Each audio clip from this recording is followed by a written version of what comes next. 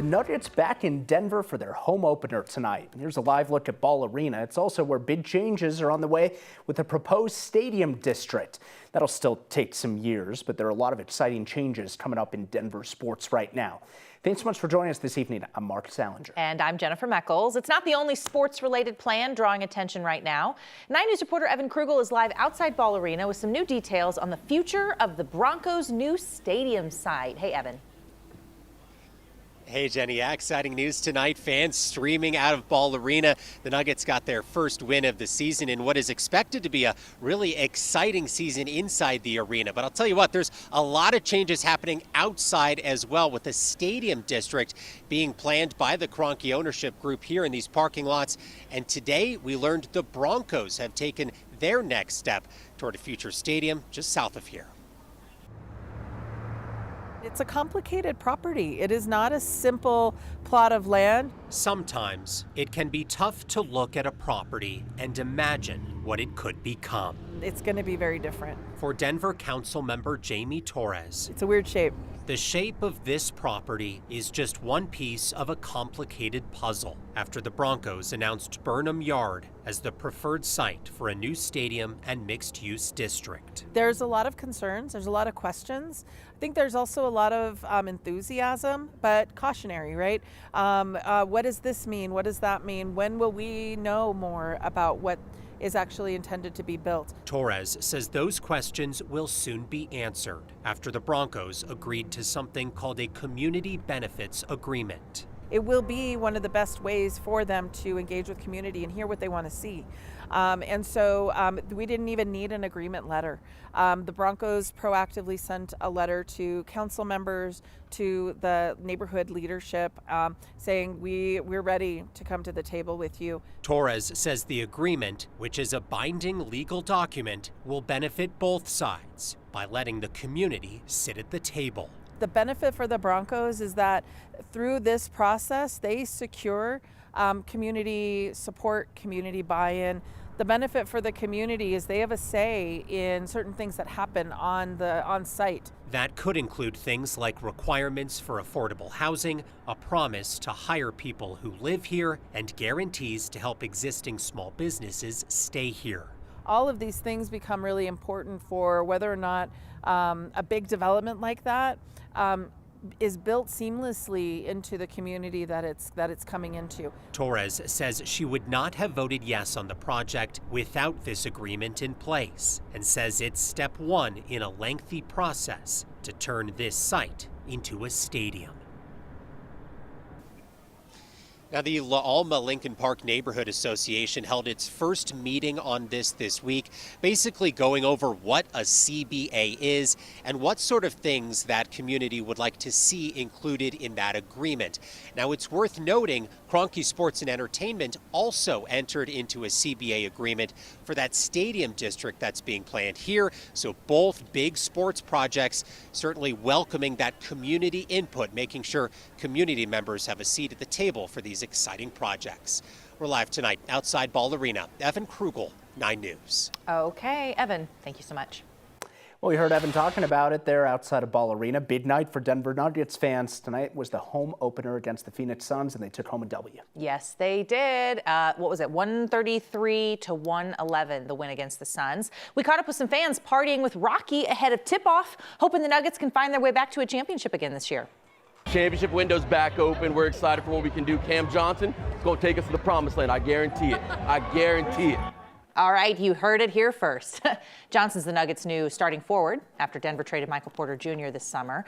The Nuggets will play again Monday against the Timberwolves. It is a busy night for Colorado sports. Not only are the Nuggets in action, of course, earlier tonight, but several of our college football teams played today, too. We'll have more from the Buffs and Rams. A bit of a rough day on the football field coming up later in sports. Now to the mountains. Dust off those skis and snowboards because Colorado ski season is here. A rare afternoon at first day of the season For Keystone, opening up just hours ahead one of their competitors. Keystone officially opened at 3 p.m. this afternoon and closed at 6 p.m. Just enough to say, hey, we opened first. Keystone's the first resort in North America to open for the season. They beat A-Basin by about 16 hours. We'll tell you how that all played out in just a second here. Say the last-minute competition has happened before, but usually it's the other way around. Usually A-Basin beats them to the punch. Regardless, skiers and snowboarders excited to get the season going. There was a great vibe here this morning when Tom got here at 8:30. I was right behind him at 9. And yeah, just the energy. You could see the smiles on people's faces were different. So is the same dudes. You get first chair. So earlier today, A-Basin announced that they plan to open tomorrow morning at 8:30. Then a few hours later, Keystone was like, yeah, we'll beat you to it. And they opened this afternoon. Every year we see this race, Corey Reppenhagen, and every year I am so into it because, like, so you know, it's not quality skiing today. It's just like a patch of snow. Drinking a beer with your buddy on a lift. That's what it is. Oh yeah, 100%. It's just to say it's there, right? Because right. It's all about snowmaking. This was a huge flex by Keystone on their snowmaking operations, because without snowmaking, we wouldn't have any ski resorts open before Christmas here in Colorado. It's all about snowmaking, so it's man-made snow on a couple of runs, but they are first. So it's huge. Here's a great night here in Denver. We've got some clear skies and temperatures in the 50s, heading down into the low 40s tonight. Cold weather coming in the middle of the week. Here's the day tomorrow in Denver. We'll see quite a bit more clouds in the sky than what we saw today. Temperatures still could make it up there pretty close to 70 degrees though. And the warmest and nicest part of the day will be right there during the Broncos game between 2 and 5 o'clock in the afternoon. Just really comfortable conditions for that game. Here's the forecast. High temperatures across the rest of the area, 50s and 60s in the foothills and the mountains. Could make it close to 70 degrees right here on the Front Range. And another cooler day out here on the Eastern Plains, because there will be some cloud cover early in the morning, maybe some foggy conditions again. Here's the next 3 days in Denver. We're going downhill a little bit here. Windy on Monday, chilly on Tuesday. We've got a few freezes coming our way, likely in the middle of that week. So I'll talk about that in the forecast, which is coming up in a few minutes. All right, Corey, thanks. And of course, with the start of ski season means we start talking about winter mountain safety once again. The Colorado Avalanche Information Center says the first skier-triggered avalanche of the season has officially happened. It was reported last night near Treasury Mountain, which is out near Crested Butte. Also, a few days ago, a father and son visiting from Florida got their vehicle stuck in the mountains, a Jeep. This was Thursday night west of the summit of Engineer Pass in the San Juan Mountains. Hinsdale County Sheriff, Search and Rescue, says that their duo got stuck in about 2 feet of snow just as the weather conditions got worse. Back here in the city, the largest LGBTQ community center in our region, has its windows boarded up tonight after someone threw a rock into the entrance of the center on Colfax overnight. Denver police are investigating, and the center on Colfax says they have security footage of the vandalism. Center says the suspect was trying to shatter 3 of their windows, which set off an alarm system. Person left the scene before police arrived. Center on Colfax has been in operation since the 1970s and bills itself as the largest LGBTQ community center in the Rocky Mountain region. When someone does something like this to damage our building and to scare us, it's a reminder to us in our community that broken windows are never going to break us. We're incredibly resilient. We are here to serve the community. Denver police say they're reviewing surveillance video to help identify the suspect. Haven't confirmed yet, though, if the vandalism is bias motivated. Looking ahead to Monday, Denver City Council will hear from the public on Mayor Mike Johnston's proposed 2026 spending plan. On Monday, the mayor returned his budget proposal to council for a second look, adding $4 million in funding to try to address some of council priorities, things like rental assistance and immigrant legal services.